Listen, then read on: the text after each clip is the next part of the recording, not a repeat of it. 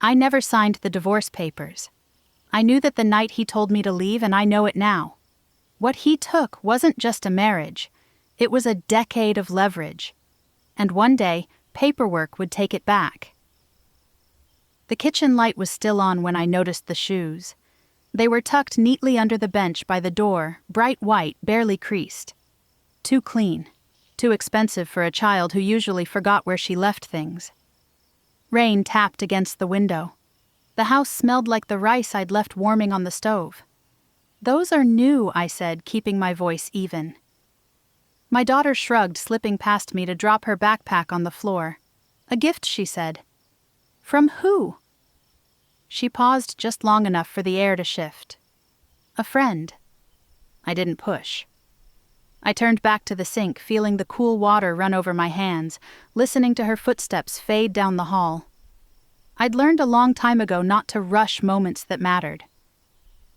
10 years earlier, the house had sounded the same. Quiet. Too quiet. He stood near the front door coat, on keys already in his hand. The hallway light behind him threw his shadow across the wall, long and unfamiliar. "You need to go," he said. I remember the way the words landed. Flat. Finished. "I didn't agree to this," I said, holding the edge of the table to steady myself. He pulled a folder from under his arm and set it down. Thick. Organized. "It's already filed," he replied. "You don't have to sign anything." I opened the folder. Pages clipped together. Stamps. A notary seal. "That's not my signature," I said. He didn't argue. "It doesn't matter," he said. "It's done." That was the first time I understood how paperwork could erase someone. I left that night with one suitcase. The house stayed with him. It was in his name, after all. When we bought it, he had a green card. I didn't. It made sense at the time. I paid the mortgage from my account every month. He signed what needed signing. Practical decisions always look harmless at the beginning. 2 weeks later, he married someone else. I found out from a mutual friend who assumed I already knew. "She seems nice," the friend said awkwardly. I guess things just moved on. Moved on was a generous way to describe it. The debt followed me quietly. Credit cards I didn't recognize. Notices addressed to both of us. My name tied to balances I hadn't created. When I called him, he answered once. "It's your responsibility too," he said. "I didn't agree to this divorce," I replied. "You didn't have to," he said. "It was easier this way." Then he stopped answering. I called the clerk's office. I remember sitting on the edge of my bed phone, pressed to my ear, staring at the beige carpet. "If it's notarized and filed, it's treated as valid unless challenged in court," the woman said. "How do I challenge it?" I asked. "You'll need an attorney," she replied. I hung up and looked at my bank balance. That was the end of the conversation. A few months later, I found out I was pregnant. The clinic room was too bright. The paper on the exam table crinkled every time I moved. I stared at the poster on the wall about prenatal vitamins and thought about how nothing on it applied to me anymore. I told him by text. He replied an hour later. "We're divorced. I'm not involved. I asked for support. He refused. I didn't have the money to fight him. I didn't have access to the original filings. And I had learned something important already. Knowing the truth wasn't the same as being able to use it. So I waited. I raised my daughter alone. We lived in small apartments. I worked more than one job when I had to. I paid off debt that wasn't mine because my name was on it, and that was enough for the companies who called. I kept every piece of mail, statements, receipts, mortgage confirmations showing the payments had come from my account, even when the house no longer did. I didn't tell anyone why I kept them. I wasn't planning revenge. I was planning for a day when patience would finally run out. That day arrived quietly with shoes under a bench. Over the next week, more things appeared. A tablet, a jacket still smelling faintly of new fabric, a backpack nicer than the one I'd bought at the start of the school year. I asked gentle questions. I listened. Finally, one evening she sat at the table flipping through a stack of printed photos. Old photos. My wedding dress. His arm around me. A beach I barely remembered. "He says you used to be happy," she said. "He says you didn't want me to know him." I pulled out a chair and sat down across from her. "He told you not to tell me," I said. She nodded. That was the first line he crossed. I didn't confront him. Not yet. Instead, I opened the box in the closet where I kept everything I'd never thrown away. The cardboard was soft at the edges, worn from years of being moved from shelf to shelf. I spread the papers across the dining table. The room was dim, except for the overhead light humming faintly. Outside, the rain had stopped, leaving the street slick and reflective. Mortgage payments, credit statements, the divorce decree. I had seen it before. Many times. My signature on the last page was wrong. Too heavy in places I never pressed. The curve of my name slightly off, like someone copying from memory. I had always known. But this time I was ready. The next afternoon I sat in a lawyer's office that smelled like old books and coffee. He flipped through the pages slowly, methodically. "You're saying you never signed this," he said. "I didn't," I replied. "And you knew that at the time." "Yes." He looked at the notary stamp, then at me. "Do you know this notary?" he asked. "It's his friend," I said. He leaned back in his chair. "This isn't about belief," he said. "This is about proof. And proof changes things." That was the midpoint, the shift from endurance to action. 2 days later, my ex called. His voice was tight, controlled in a way it hadn't been in years. "Why is someone asking about old documents?" he said. "I don't know," I replied. "We don't need to do this," he said quickly. "It was a long time ago." "You told me it didn't matter," I said. "That it was done." Silence stretched. Then he spoke again, softer this time. "You waited too long," he said. I looked at the folder on my desk, labeled, organized. "No," I replied. "I waited until it mattered." The letter arrived the following week. Certified mail, a case number at the top, a request for records related to a contested filing. I placed it carefully into the folder with the others. The system had finally noticed, and this time I wasn't the one being erased. The shoes stayed under the bench. I didn't move them. I didn't ask again. I wanted to see what else would arrive. By the end of the week, the pattern was clear. Small things at first, then bigger ones. A jacket with the tags tucked neatly into the pocket. A tablet already logged into a new account. Nothing flashy, but nothing accidental either. My daughter didn't ask permission. She didn't hide them well. She just assumed they were allowed to exist. That was the point. On Friday evening, the air inside the apartment felt heavy, like rain was coming back. The living room light flickered once before settling. I was folding laundry when she walked in holding a paper bag. "Dad got this for me," she said. I looked inside. Art supplies. The expensive kind. Thick paper. Real brushes. "He said I'm talented," she added, watching my face. I nodded once. "That's nice," I said. "Go wash your hands before dinner." She hesitated, then left the room. I folded the last shirt carefully and placed it on the stack, keeping my hands busy while my thoughts stayed quiet. I didn't call him. I didn't text. I didn't warn him to stop. That wasn't how you build a record. Saturday morning, we went grocery shopping like we always did. The store was crowded carts bumping gently in the aisles, the smell of baked bread drifting from the back. She walked beside me, unusually cheerful, humming to herself. At the checkout, she reached for a candy bar and then stopped. "Dad says I don't need to ask for things anymore," she said, casual. "He says he can take care of me." I placed the groceries on the belt one by one. "He says a lot of things," I replied. The cashier glanced at us, then back to the screen. That night, I pulled the photos from the backpack again. They were arranged now, lined up on the bed edges, straight like someone had helped her organize them. "This one's my favorite," she said, pointing. "You look happy here." I sat down beside her. "It was a picture," I said. "Pictures don't show everything." He says you didn't want him around, she said quietly. There it was, not shouted, not dramatic, just placed between us like a suggestion.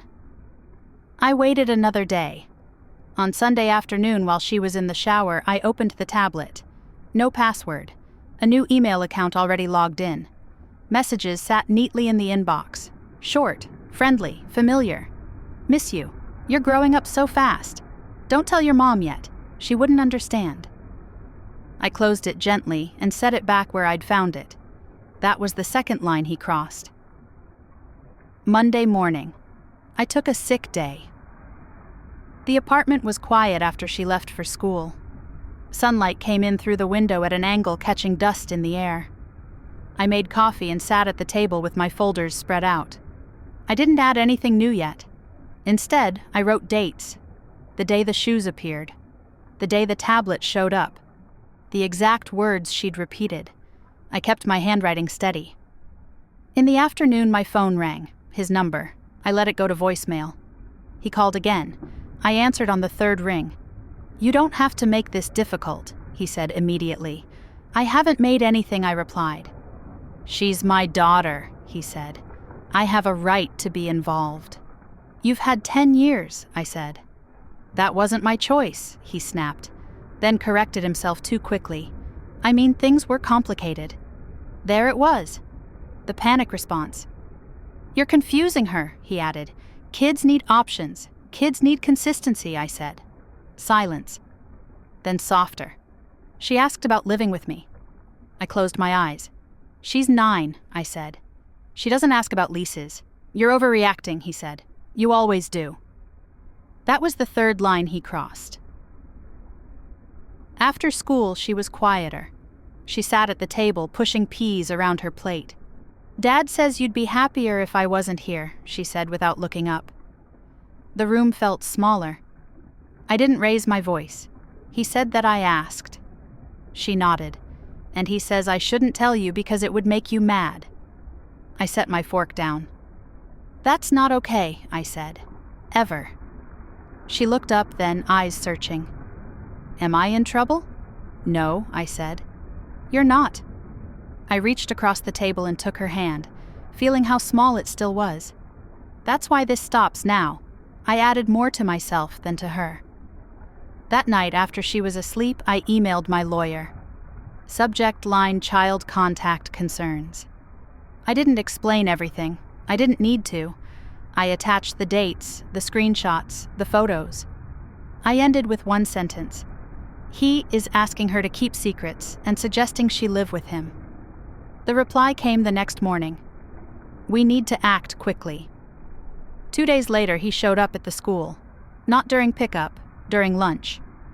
The office called me while I was at work. Your ex-husband is here, the secretary said. He says he's just visiting. I didn't authorize that, I replied. We thought you should know, she said carefully. I left work early. By the time I arrived, he was already gone. The principal handed me a visitor log. His name, the time, his signature, written clearly, confident.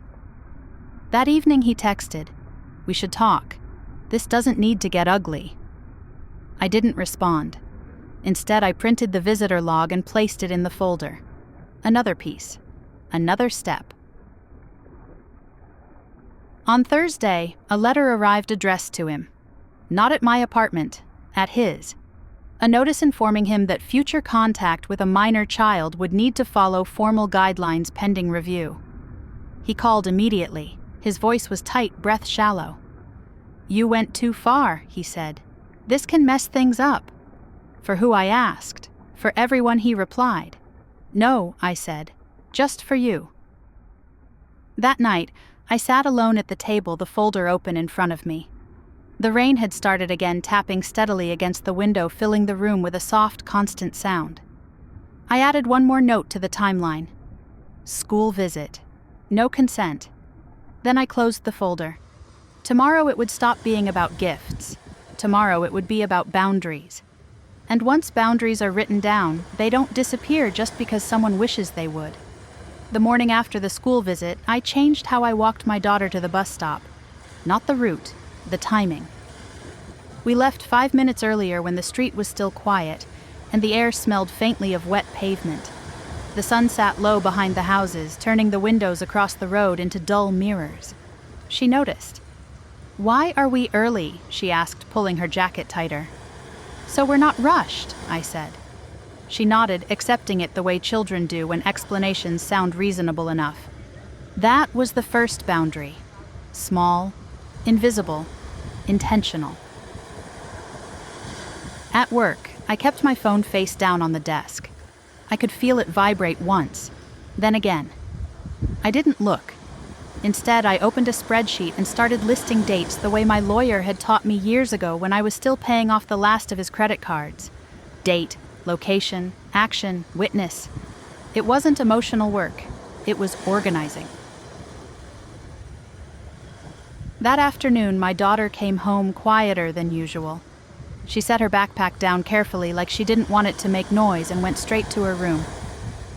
I heard the door close then, the soft click of the lock she used when she wanted privacy. I waited. 10 minutes later, I knocked. "It's me," I said. She opened the door halfway. "Dad says you're trying to keep us apart," she said. I looked past her into the room. The tablet sat on the bed screen dark. The photos were stacked neatly on her desk, held down by a small stone she'd picked up on a field trip years ago. "What did he say exactly?" I asked. She shrugged. "That you're scared I'll choose him," she said. "And that if I lived with him, things would be easier." For who I asked. She didn't answer. That silence mattered. That night after she fell asleep, I opened the tablet again. There were new messages. Longer this time. You don't have to tell her everything. Adults lie when they're afraid. I can give you a better life. I took screenshots. I emailed them to myself. I shut the tablet down and placed it in the drawer. I didn't feel angry. I felt clear. The next morning, my lawyer called. I saw the screenshots, she said.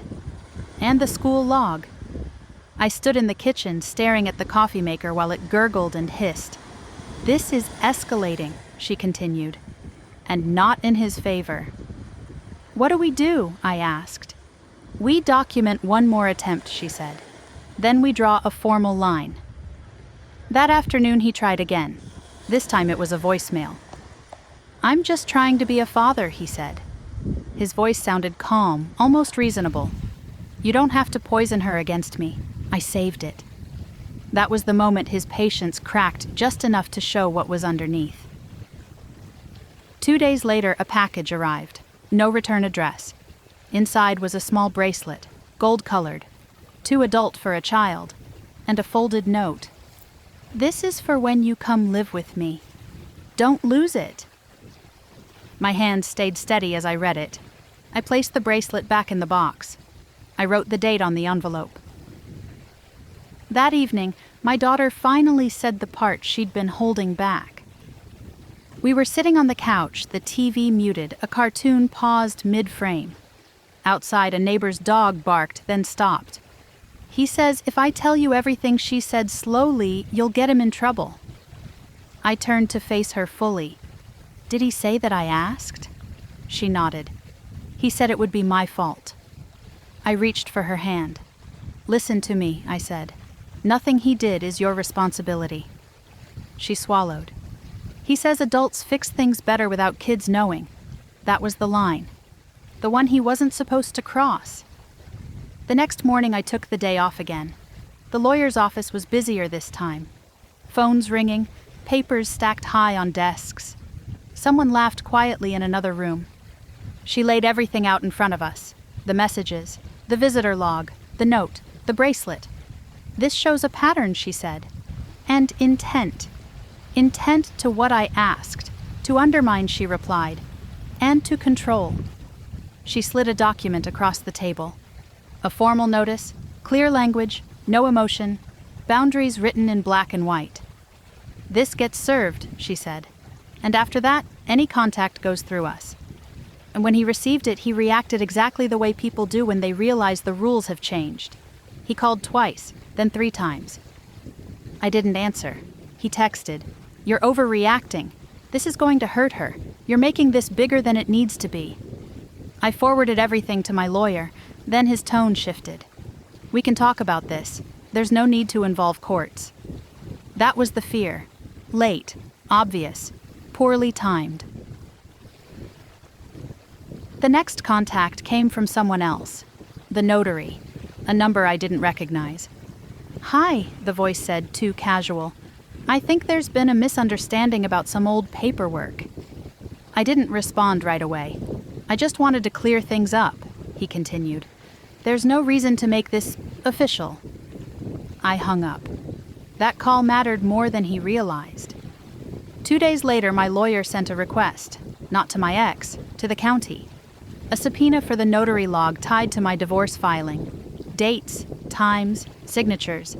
That was the second shift, the one that made mistakes visible. That evening I cooked dinner while my daughter colored at the table. The bracelet sat in the drawer untouched.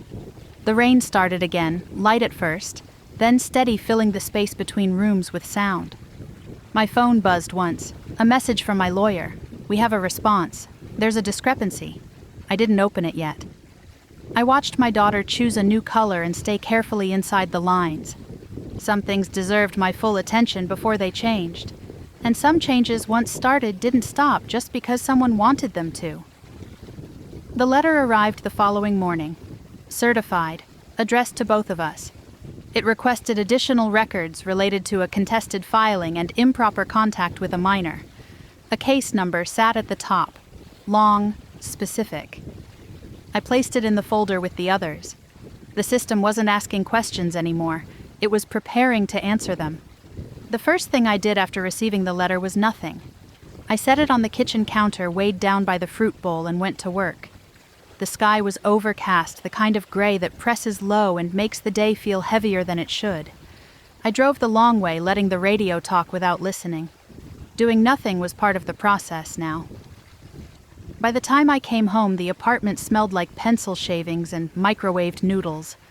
My daughter sat at the table homework, spread out her foot hooked around the leg of the chair like she needed to anchor herself. "Did Dad call?" she asked, without looking up. "No," I said. She nodded, relieved in a way she didn't try to hide. That night I organized the folder again. Not because it was messy, because repetition calmed me. I lined things up in order: the visitor log, the screenshots, the bracelet in its box, the old divorce decree with the signature that wasn't mine. I added the certified letter last, sliding it into a clear sleeve. I labeled the tab, unauthorized contact. The word sat there, clean and sharp. The next morning he showed up at my door. I knew it was him before I looked through the peephole. He always knocked the same way, 2 firm taps, then a pause, then one more, like he was still entitled to be let in. I didn't open the door. "You can't just shut me out," he said through the wood. His voice carried that controlled edge I recognized. "We need to talk." "There's nothing to talk about," I replied. "You don't get to decide that," he said. I rested my forehead briefly against the door, feeling the solidness of it. "I already did," I said. He laughed, once short and humorless. "You're making a mistake," he said. "This doesn't end the way you think it does." I didn't answer. When his footsteps finally moved away, I waited another full minute before unlocking the door to take the trash out. That afternoon my lawyer called. "They've acknowledged the discrepancy," she said. "Not publicly, but it's noted." I pictured the clerk's office. Beige walls, fluorescent lights, files stacked in quiet rows. "What does that mean?" I asked. "It means the filing is no longer treated as routine," she said. "It's under review, not judgment, not resolution, pressure." At school pickup, my daughter ran to me faster than usual. "He was there again," she said under her breath. When I asked, "Yesterday," she said. He waved from the parking lot. My jaw tightened just enough. "Did he talk to you?" I asked. "No," she said quickly. He just watched. Watching counted. I wrote it down that night. 2 days later, the notary called again. This time he left a voicemail. "I think we can fix this quietly," he said. "There's no need to involve investigators." Investigators? He hadn't said that word before. I forwarded the voicemail to my lawyer and deleted it from my phone. The next contact came from someone I hadn't expected. His wife. Her name flashed on my screen while I was stirring a pot of soup. The spoon clinked softly against the edge, a small domestic sound that didn't match the moment. I let it ring once, twice. Then I answered. I didn't know she said immediately. No greeting, no build-up. About the divorce. About the paperwork. I said nothing. He told me everything was clean, she continued. That you were just difficult. There it was. The story he'd been telling for a decade. Are you calling to ask me something? I said. She hesitated. Is it true, she asked, that you never signed? No, I replied. It isn't. Silence stretched long enough that I could hear her breathing. He said this would go away, she said quietly. It won't, I said. She thanked me. Not politely, not formally. Just, thank you. And then she hung up. That night, my daughter slept curled toward the wall, one arm tucked under her pillow. I stood in the doorway longer than usual, listening to her breathing steady and even. This wasn't about winning. It was about stopping something that should never have started. The following week, a formal notice arrived addressed to my ex. I recognized the envelope immediately, county seal, heavy paper. It wasn't sent to me. But I saw a copy. The review had escalated. The filing was flagged for potential fraud. The notary's commission was listed. Dates were requested. Originals demanded. This was no longer something he could talk his way out of. He texted that night. You're destroying everything. I didn't reply. This will affect your daughter. I stared at the message until the screen dimmed. Then I took a screenshot and saved it. The school counselor called the next morning. We've been informed of a pending custody concern, she said gently. We'll need to document any changes in behavior. Yes, I said. That's appropriate. I could hear her typing. The story was spreading now, not as gossip, as record. On Friday afternoon, my lawyer sent me a draft. A petition, not filed yet, but ready. It listed everything plainly. No accusations, no emotion, forgery, improper notarization, unauthorized contact with a minor. I read it twice, then a third time. Once this is filed, she said, he loses control of the timeline. That's fine, I replied. I had lived on his timeline long enough. He tried one last time that weekend. He waited by my car in the parking lot, arms crossed, jaw tight. You're taking things too far, he said. This doesn't have to get ugly. It already is, I replied. Just not for me. You think you're protecting him, he said. You're isolating him. No, I said. I'm documenting. He shook his head, frustrated. You can't prove intent, he said. I looked at him for a long moment. I don't have to, I replied. The pattern does that for me. He stepped back like the ground had shifted under him. The filing went in on Monday. I didn't go to the courthouse. I didn't need to. The confirmation email arrived at noon. Case number, assigned judge, initial hearing date. I printed it and slid it into the folder behind everything else. For the first time in 10 years, the story no longer belonged to him. It belonged to the record. And the record had a schedule now. Once the petition was filed, time began to move differently. Not faster, more deliberately. Every day had edges now, deadlines, windows, consequences. The confirmation email sat printed on my desk, the paper curling slightly at the corners where my hands had rested too long. A case number in bold at the top. A hearing date set far enough away to feel unreal and close enough to make sleep lighter. I didn't tell my daughter everything. I didn't need to. Children don't need details. They need stability. The first response came from his lawyer, not him. A letter formal in tone, carefully worded, delivered by email and mail within the same afternoon. Our client denies any wrongdoing and believes this matter can be resolved without further escalation. I read it twice, then placed it face down. Resolved was another word for erase. 2 days later, the notary's office closed early. I found out because my lawyer forwarded me a notice from the county clerk. Routine language. Temporary suspension pending review. No accusations yet. Just pause. That was enough to trigger panic. My phone rang while I was making dinner. The smell of garlic filled the kitchen, warm and grounding. I wiped my hands on a towel before answering. "This has gone too far," he said immediately. His voice sounded thinner than I remembered. "You didn't have to involve other people. You involved them 10 years ago," I replied.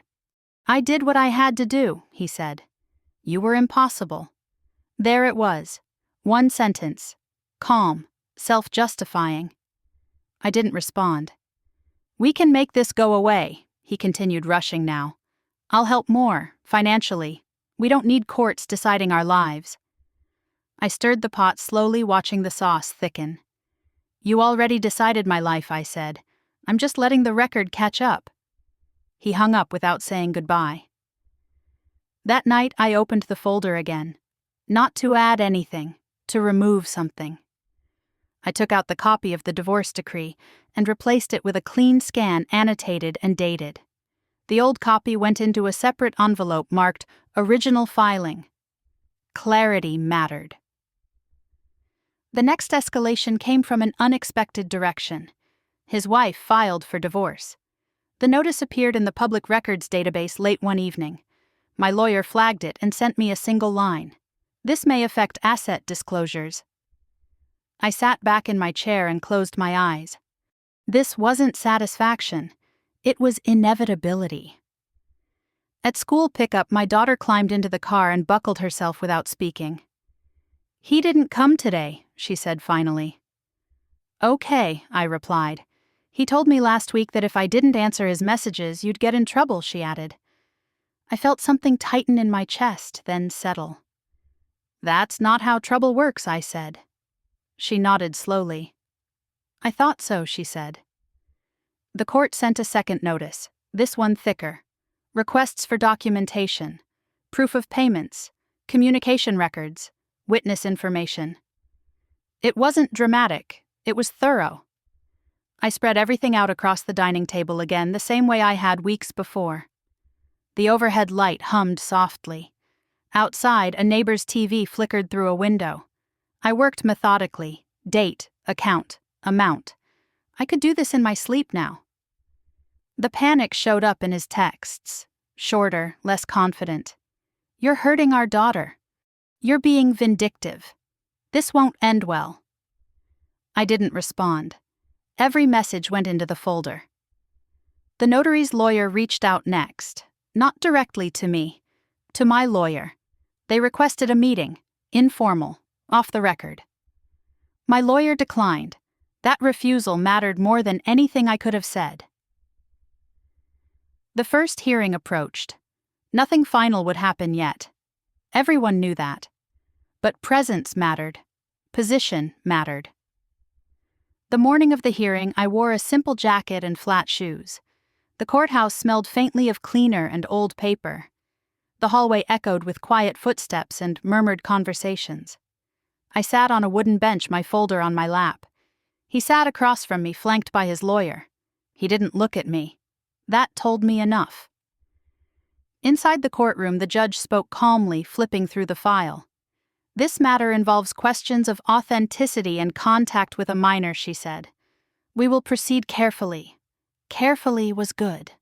Carefully meant slow. And slow meant nothing could be hidden anymore. Outside, after it ended, his lawyer approached. "This process will be uncomfortable for everyone," she said. "I'm aware," I replied. She nodded once and walked away. The next notice arrived the following week. A financial disclosure order. Asset statements required. Property histories requested. Mortgage origins examined. The house. The one I'd paid for. The one in his name. I placed the notice in the folder and closed it. This wasn't about what he said anymore. It was about what he could prove. And for the first time, that imbalance wasn't working in his favor. The record was no longer passive. It was asking questions. And it wasn't done yet. The financial disclosure order changed the tone. Up until then, everything had been about behavior, messages, visits, boundaries crossed. Money was different. Money doesn't care what you meant. It only cares where it came from and where it went.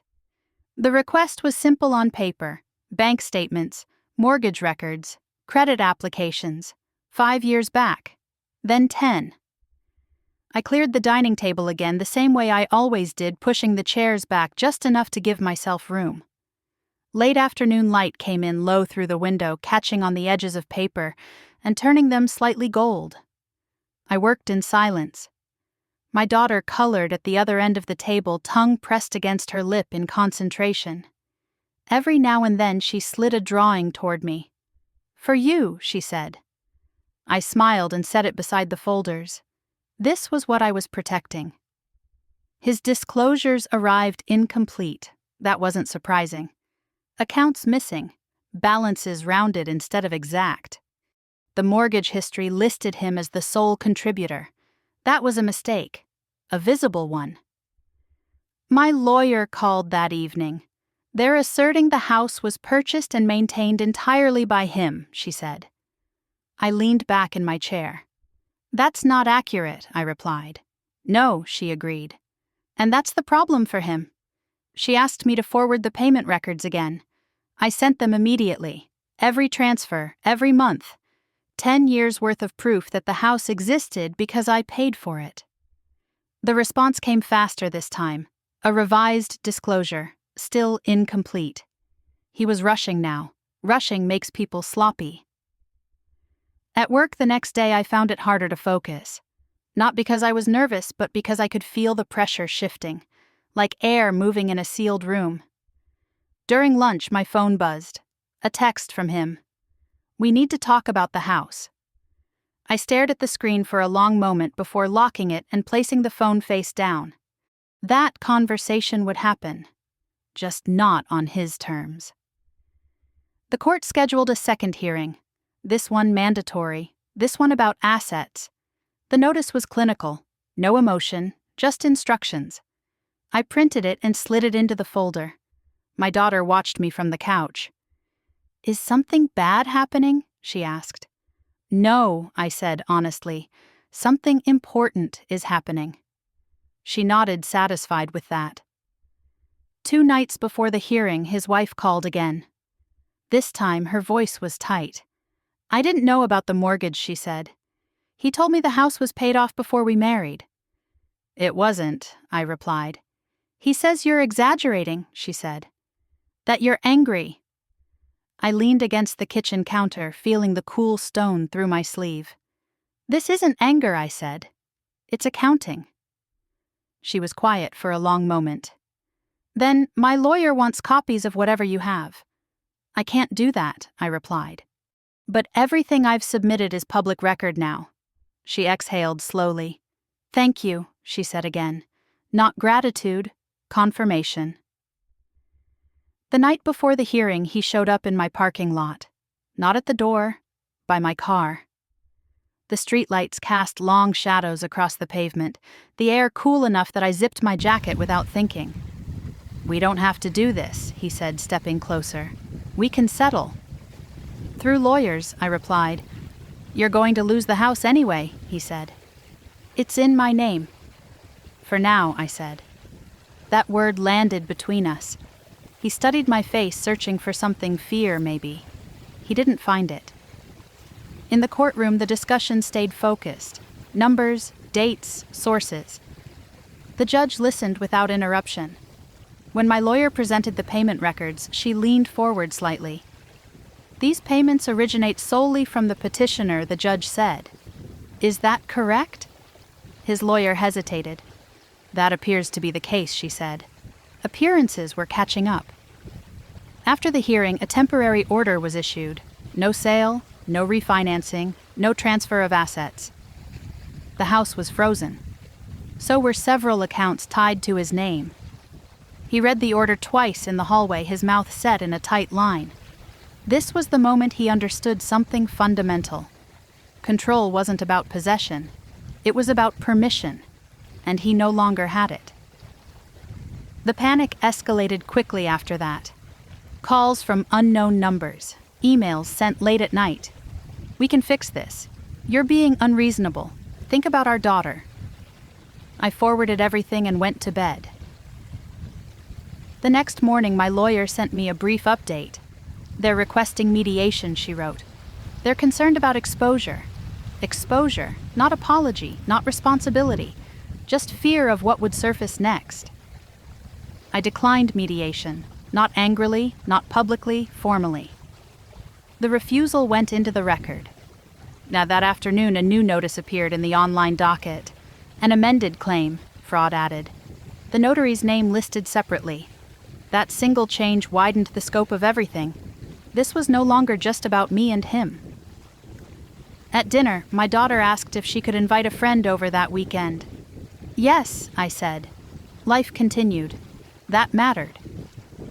Later that night, I opened the folder one more time. I didn't add anything. I just looked at how thick it had become. 10 years of waiting. 3 weeks of action. Some mistakes take time to surface. Some only need light. And now there was plenty of it. The next phase wouldn't be quieter, but it would be definitive. The amended claim changed who was allowed to speak. Before everything had passed through lawyers, through careful language and scheduled filings. Once fraud was added, the system widened.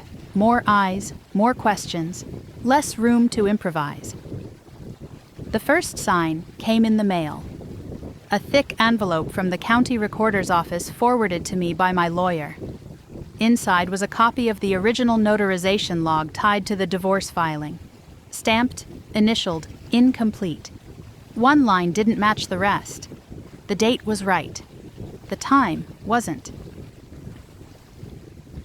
I sat at the table with the window cracked open, letting in the sound of traffic and a faint smell of exhaust.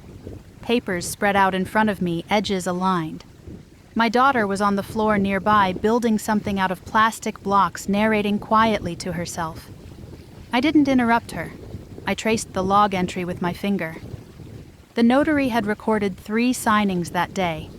2 in the morning, 1 in the late afternoon. Mine was listed at noon. But the building where the notary claimed we met was closed that day. Renovation. I remembered it clearly because he'd complained about the noise weeks earlier. That wasn't memory. That was corroboration. My lawyer called within the hour. They're requesting the notary's appointment calendar, she said, and his phone location data. I closed my eyes briefly. He won't like that, I said. No, she replied, and that's why it's happening. The reaction was immediate. His lawyer filed a motion to limit discovery, citing relevance. The notary's lawyer joined it the same afternoon. Too fast, too coordinated. The judge denied the motion the next morning. 1 sentence. Request is reasonable given allegations. That was enough to tilt the room. At school pickup, my daughter ran to me with a folded piece of paper. I got a note, she said, from the counselor. A routine check-in request. Documentation of recent stressors. I nodded and signed it. This too went into the record. That night his wife texted me. Not a call this time, just a message. He lied about more than the house. I stared at the screen until it dimmed. Then I took a screenshot and saved it. I didn't reply. The next hearing was shorter. No testimony, just updates. The judge reviewed the new filings, then looked up. The court will require sworn statements from all parties involved in the notarization, she said, including any witnesses present. Witnesses, plural. That word landed hard. Afterward in the hallway, his lawyer avoided my eyes. The notary's lawyer didn't. He approached with a tight smile. This is getting out of hand, he said. Mistakes happen. I didn't respond. Dragging this out won't benefit anyone, he added. I met his gaze. Then you should have told the truth earlier, I said. He stepped back, irritation flashing across his face. That exchange would matter later. Die. The first sworn statement arrived 2 days later, not from him, from the notary's assistant, a woman I'd never met. She described the office layout, the desk positions, the days they were open, and then one line near the end. I do not recall the petitioner being present on the date listed. Not certainty, but doubt, enough to crack the surface. The panic shifted shape after that. Less anger, more urgency. His calls stopped. Instead, I received a formal offer, a settlement proposal, money, property interest, a confidentiality clause. I read it once and slid it back into the envelope. I wasn't interested in silence. My lawyer called that evening. They're trying to cap exposure, she said. If this proceeds, it won't stay civil. I understand, I replied. And the house, she asked. I understand that too, I said. The next development came from an unexpected place. The bank. They flagged the mortgage for review after receiving the court's notice. Standard procedure when ownership and fraud questions intersect. A letter arrived requesting verification of payment sources. I smiled when I read it. Because I already had that. My daughter noticed the smile. Is something good happening? She asked. Something honest, I said. She seemed to consider that. Then went back to her blocks. The notary's calendar records arrived the following week. Incomplete. Several days missing. Several entries overwritten. That wasn't negligence. That was erasure. The judge scheduled another hearing, this one longer, this one with testimony. Subpoenas went out. The notary, the assistant, my ex. The date sat there on the page unmovable. He tried one last indirect approach. A mutual friend reached out someone I hadn't spoken to in years. He's really struggling, the message read. This is destroying him. I deleted it. Struggle wasn't the same as consequence. The night before the hearing, I laid out my clothes and packed the folder carefully. The papers were thick now, heavy with time and clarity. I checked on my daughter asleep with one arm flung over her pillow, mouth slightly open. This wasn't about punishment. It was about preventing the future he was still trying to manufacture. The courtroom was full the next morning. More people than before, different energy.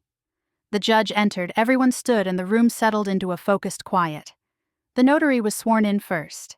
He adjusted his tie, cleared his throat, and began to speak. Confidently at first, then less so. Questions about dates, times, locations. His answers slowed, contradictions surfaced. The assistant was called next. Her voice was steady, her memory consistent. The contrast was obvious. When it was my ex's turn, he avoided looking at me. He answered in generalities, deflected specifics. Claimed confusion. The judge interrupted him twice. Answer the question, she said. The third time he faltered. I don't remember, he said. The room was silent. Memory had limits. Records didn't. The hearing ended without a ruling. That was expected. The judge ordered supplemental filings and set a new date. Another line added to the docket. Another door closed. Outside, the air felt different. Colder, sharper. My lawyer leaned in. This is turning, she said. Fast. I nodded. I wasn't watching him anymore. I was watching the system do what it does when someone loses control. That afternoon, a notice appeared online. A separate review, not civil, administrative. The notary's commission was under investigation. That wasn't my case, but it was connected. I printed the page and slid it into the folder. A new section, labeled simply Consequences. The final phase had started, and this time it wasn't waiting on me. The final hearing didn't feel final when it arrived. The notice was thin, 2 pages, a date, a courtroom number, no drama in the language, no hint of outcome. Just confirmation that the process would conclude whether anyone was ready or not. I placed it in the folder, which no longer closed flat. The spine bowed slightly under the weight of everything it held. 10 years of patience, months of pressure, weeks of unraveling. The folder had become a physical thing now, heavy enough to matter. The morning of the hearing, the sky was clear in a way that felt deliberate. Cold, bright light filled the apartment, catching on the edges of the table and the backs of chairs. My daughter ate breakfast quietly. Will you be late? She asked. Yes, I said. but I'll be back tonight." She nodded, then added, "Dad didn't message this week." "I know," I replied. She seemed to relax just a little. That told me everything. The courthouse was busier than it had been before. Not crowded, focused. People moved with purpose folders tucked under arms, shoes echoing softly on polished floors. The air smelled faintly of cleaner and old paper the same way it always did, but today it felt sharper. We sat in the courtroom early. He arrived later, thinner, paler. His tie was slightly crooked, like he'd tied it too fast. He didn't look at me. The judge entered, and the room rose and settled again. This time, she didn't waste words. "We are here to address findings related to fraudulent filing, financial misrepresentation, and improper contact with a minor," she said. Each phrase landed separately. Distinct, contained. She moved through the record methodically. The notarization discrepancies, the assistant's statement, the altered calendar entries, the mortgage payments traced back to my account. When the house came up, she paused.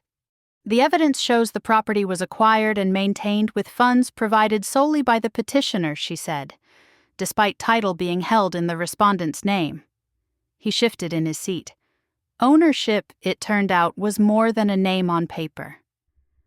His lawyer spoke next. She argued mitigation, confusion, poor judgment, not intent. The judge listened, expression unchanged. Then she turned to him. "Do you have anything to add?" she asked. He stood. His hands trembled slightly as he clasped them together. "I never meant for it to go this far," he said. "I was just trying to move on." There it was. Not denial, just justification. "I didn't think it would hurt anyone," he added. The judge looked down at the file, then back at him. "Intent does not erase consequence," she said. That sentence ended everything that mattered. The ruling came in pieces. The divorce filing was declared invalid due to fraud. The house was addressed separately. Based on financial records, I was awarded full equitable interest. He was ordered to relinquish claim. Accounts tied to the fraudulent period were reassessed. He was held liable for restitution, including credit damage attributed to misrepresentation. The notary's actions were referred out, not my case anymore, but connected. When it was over, there was no applause, no reaction at all. People gathered their things. Lawyers whispered next steps. The clerk read out the next case number. Life moved forward immediately. That felt right. In the hallway, his wife stood near the wall, her arms folded tightly across her chest. She didn't look angry, she looked tired. "I filed yesterday," she said quietly as I passed. I nodded. "I figured," I said. He stood several feet away, staring at the floor. She didn't look at him. That was between them now. Outside, the air felt lighter. Not warm. Clear. My lawyer shook my hand. "This is a clean outcome," she said. "Not everyone gets one." "Thank you," I replied. She smiled once, professional and brief. "You were patient," she said. "That made the difference." I picked my daughter up from school early. She noticed immediately. "Is something wrong?" she asked. "No," I said. "Something finished." She thought about that as we walked to the car. "Does that mean he's not coming back?" she asked. I paused before answering. "It means he doesn't get to decide anymore," I said. She smiled, small and relieved. "That's good," she said. The house took longer. Paperwork always does. But the first time I walked through the front door again, it smelled the same as it always had. Dust, old wood, something faintly familiar I couldn't name. Sunlight slanted through the living room windows, settling on the floor where my daughter dropped her backpack and spun once, arms out. "Can I paint my room?" she asked. "Yes," I said. "You can." The final notice arrived weeks later. A statement of restitution. A schedule. Numbers that closed accounts I'd carried for too long. I placed it in the folder. Then I closed the folder for the last time. I didn't throw it away. I put it on the highest shelf in the closet behind winter coats and spare blankets. Not hidden. Just finished. I never spoke to him again. There was nothing left to say. The system had said everything that mattered. One evening, as I locked the front door and turned off the lights, my daughter asked a question she hadn't asked before. "Why didn't you fight him earlier?" she said. I thought about it. "I wasn't ready," I replied, and neither was the truth. She nodded, accepting that answer the way children accept things when they make sense. Later that night, I stood at the window and looked out at the quiet street. Cars passed occasionally. A porch light flicked on down the block. Somewhere someone laughed. Nothing dramatic, just continuity. What he had done didn't disappear. It became documented, addressed, closed. That was the kind of ending I could live with. Not forgiveness, not forgetting. Just the knowledge that when everything was counted, what remained was mine. And it would stay that way. The notice came on a Tuesday. Not certified, not urgent. Just an envelope with a return address from the county and my name typed cleanly across the front. I didn't open it right away. I set it on the counter next to the mail I hadn't sorted yet, grocery flyers, a school fundraiser, a credit card offer I didn't plan to answer. Ordinary things. The kind that only arrive when life has returned to its normal pace. That mattered. I opened it after dinner when the apartment was quiet and the dishwasher was running. Inside was a single page. Final accounting attached. No further action required at this time. At the bottom, a reference number, a date, a clerk's initials. No congratulations, no commentary, just closure stated plainly. The accounting itself was short. Restitution paid, balances corrected, property transfer completed. Each line item had a checkbox next to it, all marked.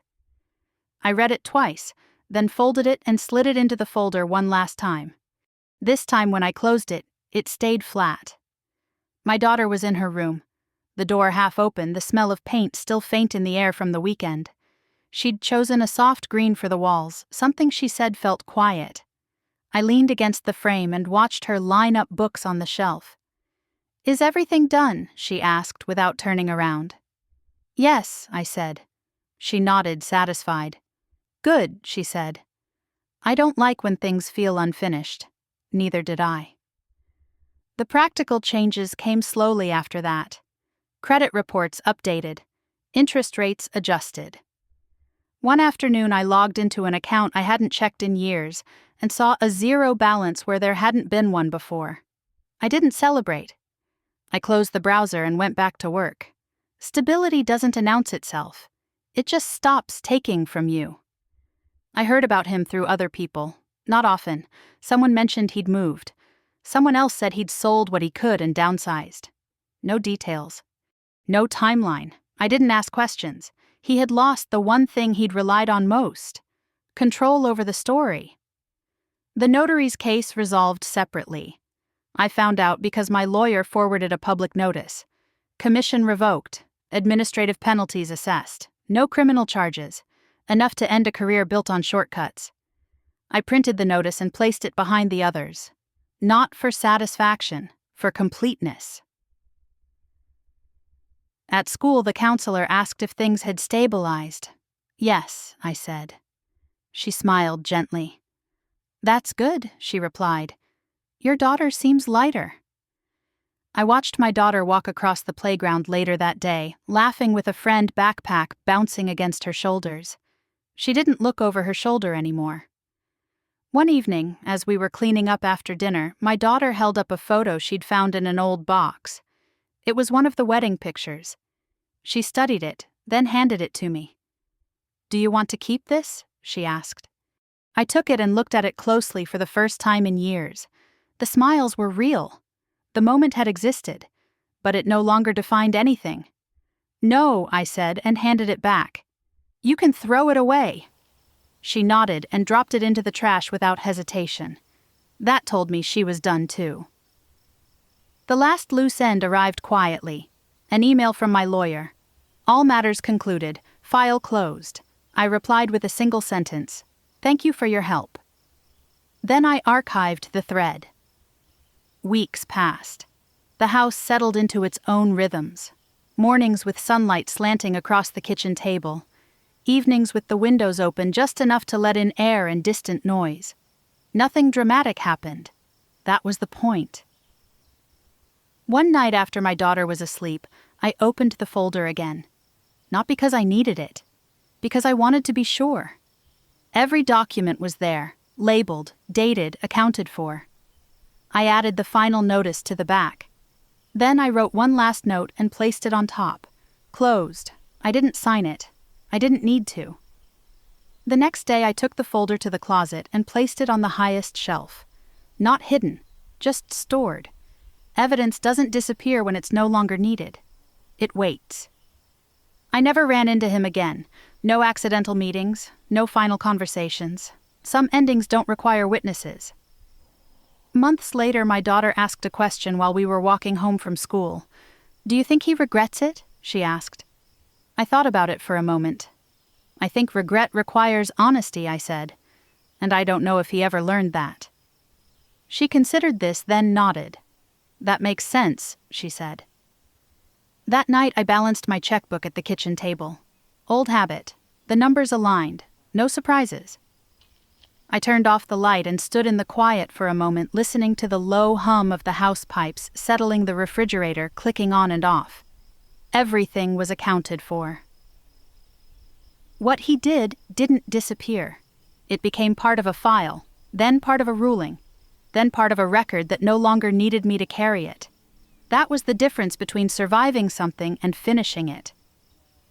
I locked the door, checked the windows, and went to bed. The street outside was still. A porch light glowed across the way. Somewhere down the block, a car door closed softly. Nothing dramatic, just life continuing. And this time, nothing was being taken from it.